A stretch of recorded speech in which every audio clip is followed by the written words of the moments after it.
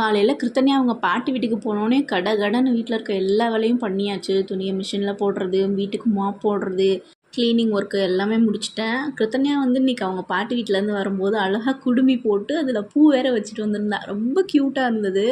அவளுக்கு சாப்பாடெலாம் ஊட்டி தூங்க வச்ச பிறகு தான் லஞ்ச் குக் பண்ணேன். இன்றைக்கி அர்ஜுன் வருவாங்க, அதனால் இன்றைக்கி ப்ராப்பரான ஒரு லஞ்ச் குக் பண்ணியாச்சு. டின்னருக்கும் வர மாதிரி சேர்த்து சமைச்சிட்டேன்.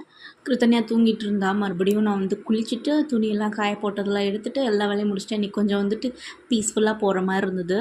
ஏன்னா அவள் தூங்குற போது நான் கரெக்டாக எல்லா ஒர்க்கும் முடிச்சிட்டேன். அவள் எந்திரிக்கும் போது அவளோட உட்காந்துருந்தேன். ஸோ இந்த வேலை இருக்குது அந்த வேலை இருக்குது அப்படின்னு எனக்கு கொஞ்சம் டென்ஷன் ஆகாமல் இருந்துச்சு. அவளோட ரிலாக்ஸாகவே கொஞ்சம் டைம் ஸ்பெண்ட் பண்ண முடிஞ்சிச்சு.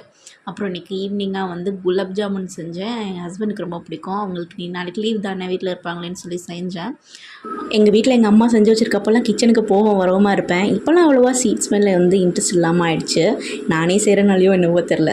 பாய்.